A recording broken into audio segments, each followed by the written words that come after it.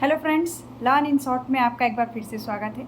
मेरा नाम है सरस और आप देख रहे हैं लर्न इन शॉर्ट। फ्रेंड्स, आज मैं आपसे कुछ टॉपिक पे बात करने वाली हूँ और ये वीडियो को आप ध्यान से देखिएगा। आज हम लोग केवीएस से रिलेटेड कुछ इम्पॉर्टेंट चीज़ों पे बात करेंगे जो कि बहुत ही ज़्यादा इम्पॉर्टेंट होगा केवीएस के वैकेंसी से रिलेटेड। और क्योंकि आपको पता है कि केवीएस में काफ़ी लोग एलिजिबल होंगे, एज का उसमें रिलैक्सेशन मिलता है फीमेल को। तो आज हम लोग बात करेंगे केवीएस के नोटिफिकेशन, एग्ज़ाम पैटर्न और इंटरव्यू और भी बाकी के प्रोसेस के बारे में। तो चलिए हम लोग अपनी बातों को स्टार्ट करते हैं। और बीपीएससी का मैं आपको पीआरटी के लिए स्ट्रैटेजी बताने वाली थी कि आपको किस सब्जेक्ट से कितने क्वेश्चन बनेंगे। ये तो मैंने बता दिया किस सब्जेक्ट को आपको कैसे कवर करना है, लेकिन मुझे लगा कि अभी केवीएस की वैकेंसी नेक्स्ट मंथ तक नोटिफिकेशन आपको मिल जाएगा। अभी सितंबर सिर्फ आपका आज लास्ट है, तो आपको नेक्स्ट मंथ में आपको नोटिफिकेशन मिलेगा और उसके बाद फिर आपका 2 से 3 महीने में एग्ज़ाम हो जाएगा प्री। और अगर ये वाला कॉन्सेप्ट हुआ तो देखिए फ्रेंड्स, आज हम लोग बात करेंगे, मतलब मैं आपको ये बताने वाली हूँ कि केवीएस का जो स्ट्रक्चर है वो क्या होने वाला है। तो देखिए, पहले तो ये डाउट में था कि प्री मेंस होगा, फिर ये एक बात ये हो गई, फिर दूसरी बात ये हो गई कि प्री मेंस इंटरव्यू होगा, फिर उसके बाद बात ये है कि सिर्फ ऑब्जेक्टिव एग्ज़ाम होगा और आपका इंटरव्यू होगा। तो फ्रेंड्स देखिए, अभी क्या है कि आपका जो एग्ज़ाम का पैटर्न है ना, वो 2 हो सकता है। या तो आपका प्री होगा जो कि नोटिफिकेशन आने से 2 से 3 महीने में हो जाएगा, और फिर आपका 2 महीने 3 महीने बाद मेंस होगा। जो नया सेशन आएगा उसमें आप सारे नए टीचर्स चले जाएंगे।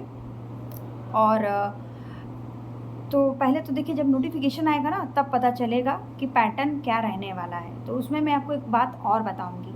सपोज़ दैट अगर आपका ऑब्जेक्टिव रहा और इंटरव्यू रहा, या फिर आपका प्री मेंस और इंटरव्यू रहा, तब आपको क्या करना है। चाहे आप पीआरटी के स्टूडेंट हो, चाहे आप टीजीटी के हो, चाहे पीजीटी के हो, चाहे नर्स हो, चाहे आप फिजिकल टीचर हो, चाहे योगा टीचर हो, चाहे म्यूज़िक टीचर हो, आप सबको देखिए करना क्या है। जैसे नोटिफिकेशन निकलता है, अगर प्री मेंस होगा, इंटरव्यू नहीं होगा, तो फिर आप एक काम करेंगे कि इंटरव्यू का तो फिर स्ट्रक्चर ही ख़त्म, ठीक है। तो उसके बाद अगर या फिर पुराने पैटर्न पे हुआ ऑब्जेक्टिव प्लस इंटरव्यू, तो आप लोगों को क्या करना है, फरवरी में जितने भी इंटरव्यूज़ होंगे कॉन्ट्रेक्चुअल वाले जो कि होंगे ही, अगर इस पैटर्न पे एग्ज़ाम हुआ तो फिर आप लोगों को सबको इंटरव्यू देने जाना है। आप लोग जहाँ से भी बिलोंग करते हो, जिस भी स्टेट से बिलोंग करते हो, जिस भी आप डिस्ट्रिक्ट से बिलोंग करते हो, जिस भी आप विलेज से, टाउन से, आपको वहाँ इंटरव्यू देने जाना है। क्योंकि आपको पता है गांव में भी केंद्रीय विद्यालय होते हैं, शहर में भी केंद्रीय विद्यालय होते हैं, कस्बे में भी केंद्रीय विद्यालय होते हैं। तो आपको इंटरव्यू देने जाना है। उससे क्या बेनिफिट होगा, अगर आपका रिटन बहुत अच्छा गया है तो उन कैंडिडेट के लिए उससे तो देखिए ये बेनिफिट होगा। जब मैं आपको बताती हूँ कि जब मैंने एग्ज़ाम दिया था 2022 में, तो मेरा प्रिपरेशन कुछ ख़ास नहीं था। और मुझे एक कॉन्ट्रेक्चुअल टीचर के बारे में उससे 1 साल पहले ही पता चला था, 1 से 2 साल पहले मुझे पता चला था, लेकिन कोई गाइडेंस देने वाला नहीं था कि क्या होता है प्रोसेस, क्या नहीं होता है, क्या करना है, क्या नहीं करना है। तो जब मैंने केवीएस 2022 दिया तो फिर उसमें क्या हुआ कि मेरा एग्ज़ाम तो ठीक ही गया था, लेकिन कट ऑफ बहुत हाई चला गया था, तो जिसके लिए मैं इंटरव्यू में सेलेक्टेड नहीं हो पाई। तो फिर मैंने कॉन्ट्रेक्चुअल का इंटरव्यू दिया, तो उसमें क्या हुआ कि उसमें मेरा दो जगह इंटरव्यू दिया और दोनों जगह मेरा सिलेक्शन हो गया। तो इस इंटरव्यू को देने से क्या होता है कि आपका जो एक बहुत सारे आपको उसके फ़ायदे हो जाते हैं। जैसे कि आपको वहाँ का सारा डिटेल पता चल जाता है कि इंटरव्यू प्रोसेस क्या होता है। आपका एक जो मनोबल डाउन रहता है वो एक आपका मतलब अच्छा हो जाता है। आप इंटरेक्ट कर लेते हैं बहुत सारे ऐसे, मतलब कि जो भी वहाँ के टीचर्स होते हैं, इंटरव्यूअर से आप इंटरेक्शन ले लेते हैं, तो आपका जो एक हेजिटेशन होता है वो सारे दूर होते हैं। तो अगर आपका ऑब्जेक्टिव प्लस इंटरव्यू होता है तो आप फरवरी मार्च में जितने भी इंटरव्यू होंगे संविधा वाले, तो आप लोग जाइएगा। तो ये एक मैंने आपको बता दिया ये इंटरव्यू के बेनिफिट के लिए कि इससे आपको कुछ लाभ मिल सके। तो देखिए केवीएस नोटिफिकेशन आपको, पहला तो मेरा ये पॉइंट था कि केवीएस नोटिफिकेशन आपको नेक्स्ट मंथ तक मिल जाएगा, और चाहे वो मिड में मिले चाहे वो लास्ट में मिले। उसके बाद 1 महीने आपको फॉर्म भरने को मिलेगा, और अगर अक्टूबर लास्ट तक नहीं गया तो नवंबर फर्स्ट वीक में आपको नोटिफिकेशन ज़रूर देखने को मिल जाएगा, क्योंकि ब्यौरा तैयार हो चुका था। बस ये है कि फिर से बोला गया है कि वैकेंसी को और इंक्रीज किया जाए। उसके बाद फिर दूसरा पॉइंट ये आता है कि आपको फिर 1 महीने का टाइम मिलेगा। अगर आपका मिड अक्टूबर में आएगा तो 15 नवंबर तक आपको टाइम मिलेगा। फिर करेक्शन का थोड़ा मोड़ा डेट बढ़ जाता है, बहुत ज़्यादा नहीं, आपको 1 महीना इनसफिशियंट टाइम मिलता है। उसके बाद फिर आपको या फिर लास्ट अक्टूबर में आएगा तो लास्ट नवंबर तक टाइम मिलेगा, या फर्स्ट वीक नवंबर आएगा तो फर्स्ट वीक दिसंबर तक आपको टाइम मिलेगा। और अगर रिटन और मेंस हुआ तो उस कंडीशन में क्या होगा, अगर मान लीजिए कि अक्टूबर लास्ट में आपका वो आया नोटिफिकेशन, क्योंकि आपको पता है कि अभी 10 दिन का केंद्रीय विद्यालय में छुट्टी चल रहा है, आपका नवरात्र का छुट्टी।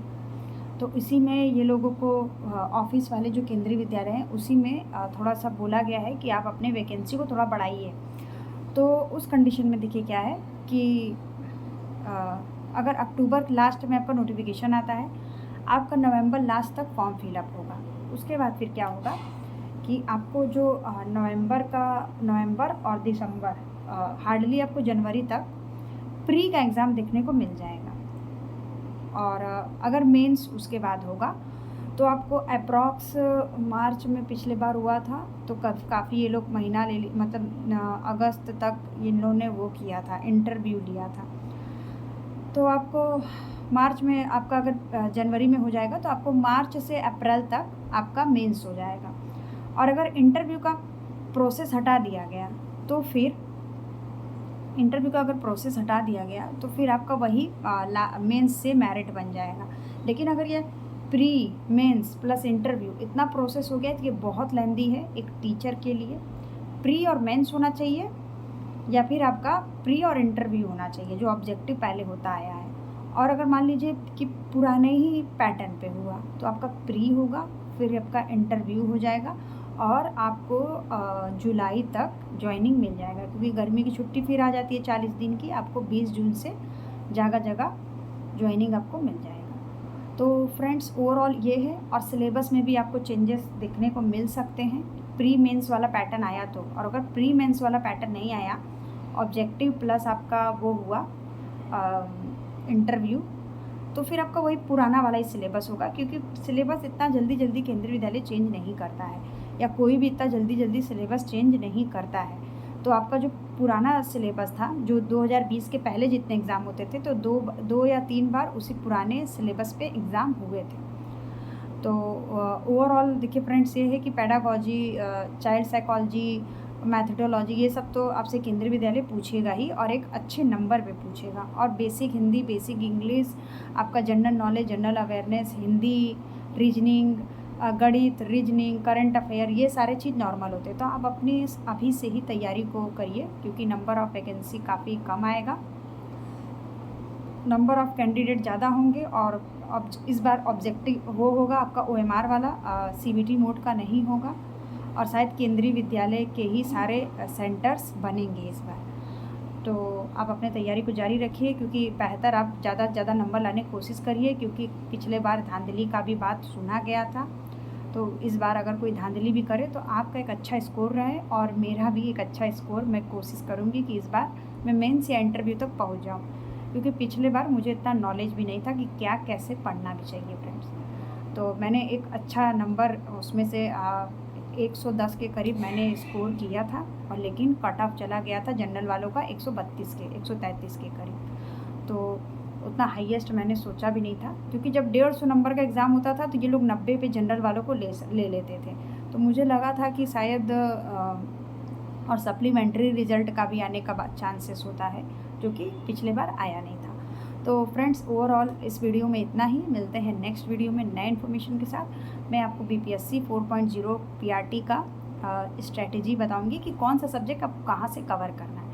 तो ओवरऑल फ्रेंड्स इस वीडियो में इतना ही। मिलते हैं नेक्स्ट वीडियो में नए इन्फॉर्मेशन के साथ। वीडियो पसंद आए तो वीडियो को लाइक करिए, चैनल को सब्सक्राइब करिए, अपने दोस्तों के साथ शेयर करिए, और कोई सवाल हो तो आप कमेंट कर दीजिए। तब तक के लिए बाय बाय।